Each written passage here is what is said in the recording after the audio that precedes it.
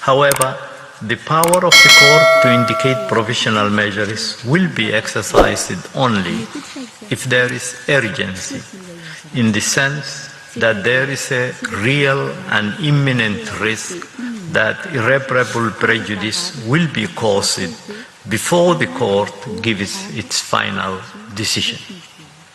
The condition of urgency is met when the act is susceptible of causing irreparable prejudice can occur at any moment before the court makes a final decision on the case. The court must therefore consider whether such a risk exists at the current stage of the proceeding. The court is not called upon, for the purposes of its decision on the request for the indication of provisional measures, to establish the existence of breaches of the Genocide Convention. It has to determine whether the circumstances require the indication of provisional measures for the protection of the rights under this instrument. It cannot, at the current stage, make definitive findings of fact, and the right of each party to submit arguments in respect of the merits remains unaffected by the court's decision on the request for the indication of provisional measures. The court recalls that, as underlined in the General Assembly Resolution 961 of 11 December 1946, genocide is a denial of the right of existence of entire human groups, as homicide is the denial of the right to live of individual human beings. Such denial of the right of existence shocks the conscience of mankind, results in great losses to humanity in the form of cultural and other contributions represented by these human groups, and is contrary to moral law and to the spirit and aims of the United Nations. The court has observed in its advisory opinion on reservations to the Convention on the Prevention and Punishment of the Crime of Genocide that the Genocide Convention was manifestly adopted for a purely humanitarian and civilizing purpose, since its object, on the one hand, was to safeguard the very existence of certain human groups, and on the other, to confirm and endorse the most elementary principles of morality. In view of the fundamental values sought to be protected by the Genocide Convention, the Court considers that the rights in question in these proceedings, in particular the right of the Rohingya group in Myanmar and of its members to be protected from killings and other acts threatening their existence as a group, are of such a nature that prejudice to them is capable of causing irreparable harm. The Court notes that the reports of the fact-finding mission have indicated that since October 2016, the Rohingya in Myanmar have been subjected to acts which are capable of affecting their right of existence as a protected group under the Genocide Convention. As indicated in Resolution 74/246, adopted by the General Assembly on 27 December 2019, this has caused almost 744,000 Rohingya to flee their homes and take refuge in neighboring Bangladesh. According to the 2019 report of the fact-finding mission on Myanmar, approximately 600,000 Rohingya remained in Rakhine State as of September 2019. The court is of the opinion that the Rohingya in Myanmar remain extremely vulnerable. In this respect, the court notes that in its resolution 74/246 of 27 December 2019, the General Assembly reiterated, and I quote, its grave concern that in spite of the fact that Rohingya Muslims lived in Myanmar for generations prior to the independence of Myanmar, they were made a statement of the 1982 citizenship law and were eventually disenfranchised in 2015 from the electoral process. End of quotation. The court further takes note of the detailed findings of the fact-finding mission on Myanmar submitted to the Human Rights Council in September 2019, which refer to the risk of violations of the Genocide Convention, and in which, I quote, it is concluded on reasonable grounds that the Rohingya people remain at serious risk of genocide under the terms of the Genocide Convention. End of quotation. The court takes note of the statement of Myanmar during the oral proceedings that it is currently engaged in repatriation initiatives to facilitate the return of Rohingya refugees present in Bangladesh, and that it intends to promote ethnic reconciliation, peace and stability in Rakhine State, and to make its military accountable for violations of international humanitarian and human rights law. However, in view of the court, these steps do not appear sufficient in themselves to remove the possibility that acts causing irreparable prejudice to the rights invoked by the Gambia for the protection of the Rohingya in Myanmar could occur. In particular, the court notes that Myanmar has not presented to the court concrete measures aimed specifically at recognizing and ensuring the right of the Rohingya to exist as a protected group under the Genocide Convention.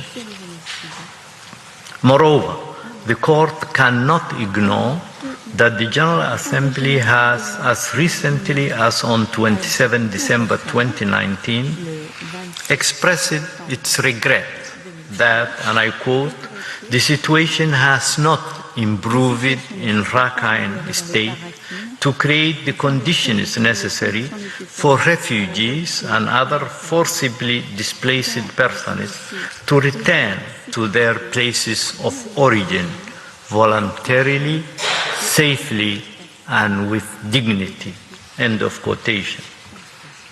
The General Assembly reiterated at the same time its deep distress at reports that unarmed individuals in Rakhine State have been and continue to be subjected to the excessive use of force and violations of human rights and international humanitarian law by the military and security and armed forces, including extrajudicial, summary or arbitrary killings, systematic rape and other forms of sexual and gender-based violence, arbitrary detention, enforced disappearance, and government seizure of Rohingya lands from which Rohingya Muslims were evicted and their homes destroyed.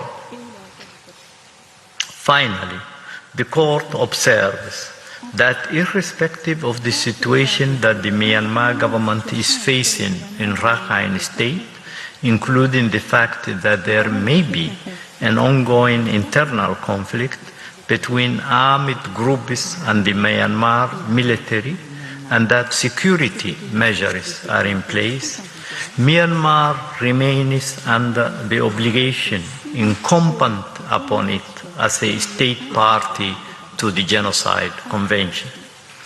The Court recalls that in accordance with the terms of Article 1 of the Convention, state parties expressly confirmed their willingness to consider genocide as a crime under international law which they must prevent and punish independently of the context of peace or of war in which it takes place.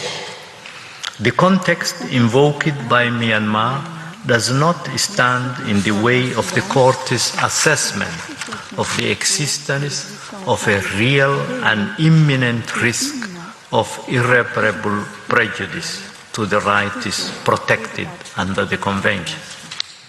In light of the aforementioned considerations, the Court finds that there is a real and imminent risk of irreparable prejudice to the rights invoked by the Gambia as specified by the Court. From all of the foregoing considerations, the Court concludes that the conditions required by its statute for it to indicate provisional measures are met. It's therefore necessary, pending its final decision, for the Court to indicate certain measures in order to protect the rights claimed by the Gambia as identified by the Court. The Court recalls that it has the power under its statute, when a request for provisional measures has been made, to indicate measures that are in whole or in part other than those requested. Article 75, paragraph 2 of the Rules of Court specifically refers to this power of the Court. The Court has already exercised this power in the past. In the present case, having considered the terms of the provisional measures requested by the Gambia and the circumstances of the case, the Court finds that the measures to be indicated need not be identical to those requested. Bearing in mind Myanmar's duty to comply with its obligations under the Genocide Convention, the Court considers that with regard to the situation described earlier, Myanmar must, in accordance with its obligations under the Convention and in relation to the members of the Rohingya group in its territory, take all measures within its power to prevent the commission of all acts within the scope of Article 2 of the Genocide Convention, in particular, A. Killing members of the group. B. Causing serious bodily or mental harm to the members of the group. C. Deliberately inflicting on the group conditions of life calculated to bring about its physical destruction in whole or in part. And D. Imposing measures intended to prevent births within the group. Myanmar must also, in relation to the members of the Rohingya group in its territory, ensure that its military, as well as any irregular armed units which may be directed or supported by it, and any organizations and persons which may be subject to its control, direction, or influence, do not commit acts of genocide, conspiracy to commit genocide, direct and public incitement to commit genocide, attempt to commit genocide, or complicity in genocide. The Court is also of the view that Myanmar must take effective measures to prevent the destruction and ensure the preservation of any evidence related to allegations of acts within the scope of Article 2 of the Genocide Convention. Regarding the provisional measure requested by the Gambia, that each party shall provide a report to the court on all measures taken to give effect to its order, the court recalls that it has the power reflected in Article 78 of the Rules of Court to request the parties to provide information on any matter connected with the implementation of any provisional measures it has indicated. In view of the specific provisional measures it has decided to indicate, the court considers that Myanmar must submit a report to the court on all measures taken to give effect to this order within 4 months, as from the date of this order, and thereafter every 6 months, until a final decision on the case is rendered by the court. Every report so provided shall then be communicated to the Gambia, which shall be given the opportunity to submit to the court its comments thereon. The Gambia has further requested the court to indicate measures aimed at ensuring the non-aggravation of the dispute with Myanmar. In this respect, the court recalls then that when it is indicating provisional measures for the purpose of preserving specific rights, it also possesses the power to indicate additional provisional measures with a view to preventing the aggravation or extension of the dispute whenever it considers that the circumstances so require.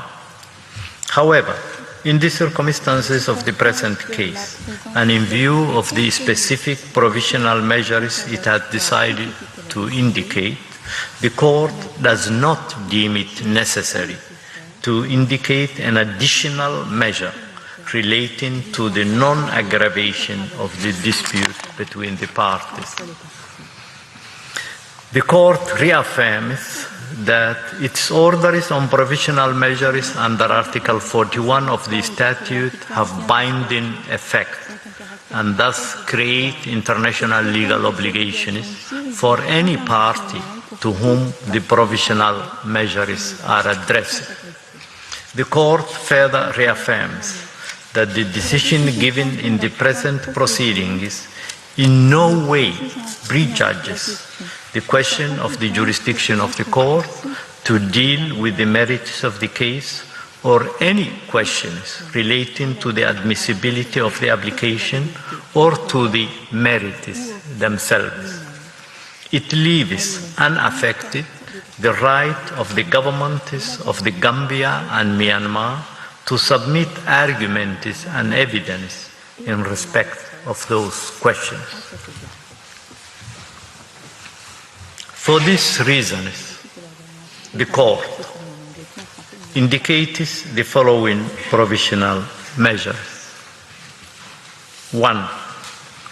Unanimously, the Republic of the Union of Myanmar.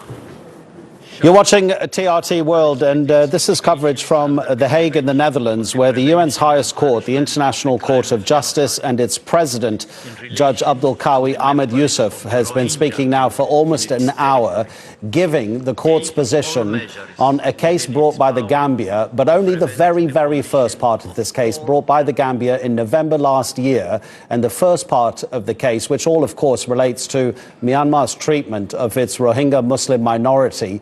And it relates to emergency and preventative measures that the Gambia has requested at this very first stage. The court make a judgment on those emergency measures would be designed to reduce and end the violence in Myanmar against the Rohingya Muslims immediately.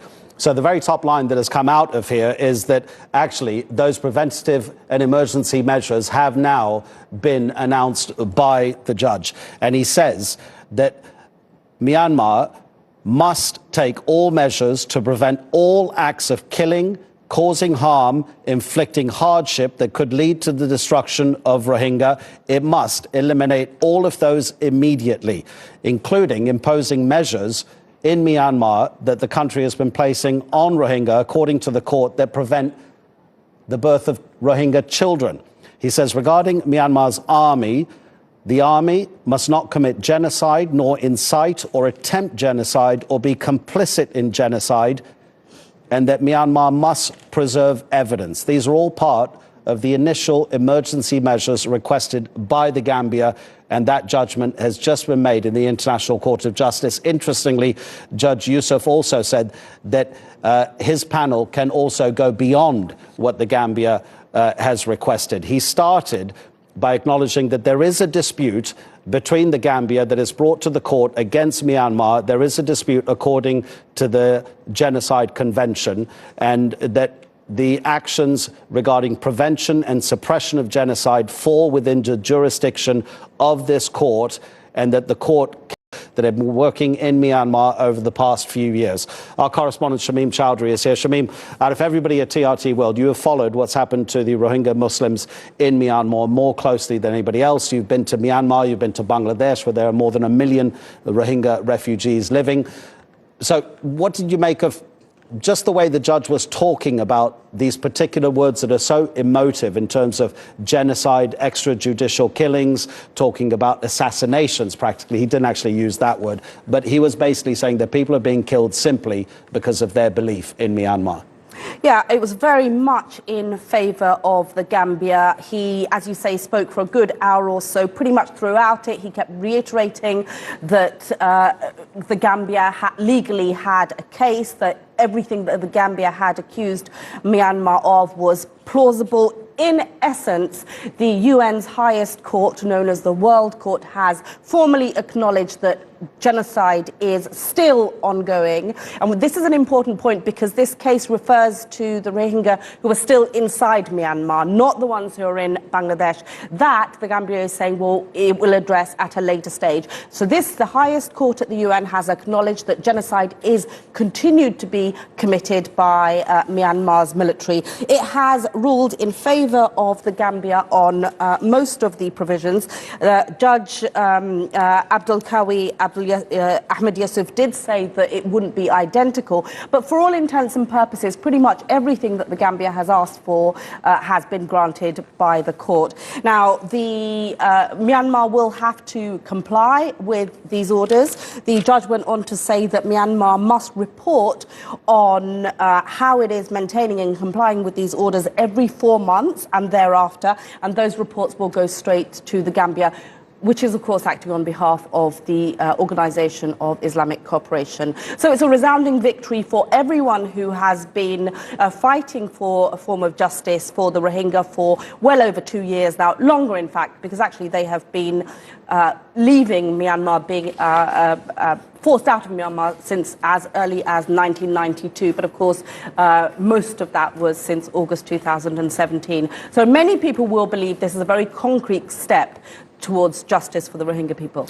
Yeah, the judge spoke of arbitrary detention, of enforced disappearances, extrajudicial killings, land evictions, and he said that we, the court here, can make this judgment if there are irreparable consequences from the actions that we're supposed to be investigating, or there could be irreparable prejudice from the actions that we're investigating, and if there's a sense of urgency. He said all three of those are happening right now. So he's basically saying that this is still happening, as you've indicated, despite all of this international attention. It's now become a legal issue, which obviously Myanmar disagrees with.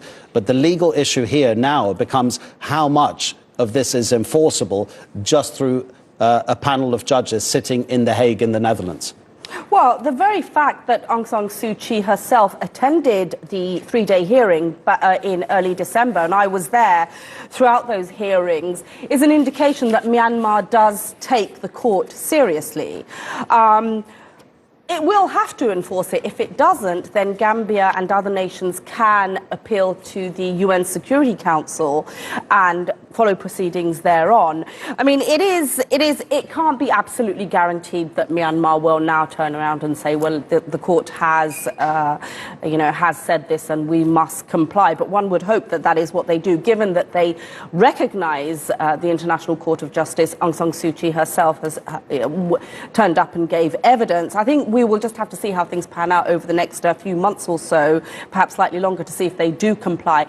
The issue is, and I spoke at length to the man who has brought the case against Aung San Suu Kyi, the Justice Minister, the Gambian Justice Minister, Abubakar Tambadou, and I asked him that question. I said, how can you ensure that it will be enforced? And he seems confident that that Myanmar will comply. And if it doesn't, then he says that there is a provision where they can go to the Security Council. OK, Shamim, thank you very much indeed. We're going to continue with this and speak to Abdul Rashid, who is an advisor to Fortify Rights. It's a human rights organisation that specialises in Rohingya issues. Abdul Rashid, thank you so much for your time. It's been a few years now, I believe, probably 18 months, maybe 2 years, that the UN has said that what's been happening in Myanmar is pretty much tantamount to genocide. That was not a legal decision, but here the judge has said that according to the Genocide Convention, yes, this is genocide and it's happening right now. How do you feel about what's been happening in The Hague? Yes, what our people face has been facing for several years, especially from 2012 and 2016 and 2017. Regarding this, and around 800,000 people leave the country and seek refuge in Bangladesh, and they have been facing prosecution. And the situation they have been faced, and we have been watching that, is all the experts agree with that the genocidal intent has been found. So, and then today court already decided and ordered the Myanmar to follow the instruction, and we hope Myanmar will follow the court instruction, then to prevent the further genocide is coming up. Is this going to help the Rohingya right now in Myanmar? Because it's not particularly certain, is it, that Myanmar's army is going to comply, even though they're supposed to submit within the next 4 months a report about how they're complying with the requests after that, every 6 months. But we have Aung San Suu Kyi writing an opinion piece in today's Financial Times. This is Aung San Suu Kyi. In that piece, she has said that Rohingya refugees have been exaggerating what's been going on in Myanmar. I think evidence is very clear, and reports are very clear. Your investigation has been found in their report, and that they have physically interviewed with the victims. So, and the millions of people has been seek refuge in Bangladesh, and thousands of the villages, houses has been burned out, and 300 of our villages has been burned. So these are the odd elements. You can say is a genocide. What the court is already accept this. So what the Myanmar government need to do to prevent further genocide, I think, is they have to change their view and come up and follow the constitution, and that they are committed with the genocidal prevention, genocidal. So this is very, very important. So what I say is Myanmar should be follow the court order and the court instruction, and revise their situation. What the causes the Rohingya flee the country. So is especially the Rohingya must be accepted as the identity, the Rohingya with the identity, and the Rohingya citizenship must be ensured. Myanmar government must be create conducive situation that people can be trust to repatriate with the dignity and the voluntary. That's very important. So current situation in Myanmar is not conducive, because situation is still worse and going to worse. Abdul Rashid, listen, I understand exactly how important repatriation is, and we're going to go to Bangladesh in a moment, where more than 1 million Rohingya refugees have fled to, but repatriation may take a long time. Regarding what's happening right now, is this possibly one of the most important points made by that judgment in The Hague in the past hour? And this is it, because the judge said no concrete measures have been presented to this court by Myanmar which show the Rohingyas' right to exist. Can you imagine that Myanmar has not even been able to submit a document like that which acknowledges the Rohingyas' right to exist in that country? I give you some example what the court concerned about the situation is the current situation is ongoing. Because Rohingya cannot be called with their identity, government not accept the Rohingya identity first. And the Rohingya has been not granted their citizenship yet. And the Rohingya is forced to accept NVC card. And the Rohingya is not able to leave one place to another place. Their restriction has been very strict. So they cannot move anywhere. So what the condition is now? So government should be reconsidered in all the situation that Rohingya are facing today. Thank you so much indeed, Abdul Rashid from Fortify Rights, for speaking to us from Myanmar. So let's go to Dhaka, the capital of Bangladesh, and speak to Hassan Abdullah. Hassan, what is life like at the moment for those Rohingya who are living in Bangladesh? This is obviously extremely important, not only to them, but also to the government of Bangladesh. Yeah, I think one of the most important things after the current situation that just arose at the International Court of Justice is that just 2 days ago, the government-appointed panel from Myanmar found no genocide, and that's only 2 days before this current hearing and the current proceedings. So interestingly, Myanmar actually has not accepted that there's genocide in according to them, a panel of government-appointed people to come and see what's going on. The Rohingyas have just gone through a really torrid time right now. The ones that are refugees, almost 830,000 of them, have gone through a torrid time with the winter that's just passed. Many of them are unaware of these proceedings that are taking place on a higher level. They're clinging for life, really. I mean, I've been there recently, and it's just a case of we're looking at things from the case of repatriation with the Bangladesh government that happened at the end of last year. But most of them are aware of the genocide still happening. And I think that's where the impasse came across when leaders of the Rohingya met some of the government officials from Myanmar and also the Bangladesh government earlier last year. They seriously I don't think many of them are aware of what's going on, but it's a huge bonus that somewhere in the world, someone is looking out for them. But at the current moment, and in terms of what's going to happen next, they're not so concerned right now. But what I can say is the leaders of the Rohingya definitely have been pushing that this has been happening for almost 20 years. It's not a case of the Rakhine state being under Myanmar's oppression for over just 3 years in 2017. They've been saying this since the beginning. And I mean, this is just a real bonus. I think one of the biggest things is that it is the highest court of justice in the world, and that someone is standing up for them. And I think they'll be pleased that this has taken a turn for the good, because only 2 days ago I was reporting on the fact that Myanmar's government and their appointed panel said that there were no genocide, which we can assume is part of this their ongoing attempts to basically shy away from the matter. Okay, Hassan, thank you very much indeed. That is Hassan Abdullah from Dhaka. But just to repeat what has emerged from this breaking news and developing story that we're covering, and the judgment from the UN's highest court, the International Court of Justice in The Hague, where the president of the court, Judge Abdul Qawi Ahmed Yusuf, in the past hour has said that measures are being put in place by the court to stop the continuing genocide of Rohingya Muslims in Myanmar.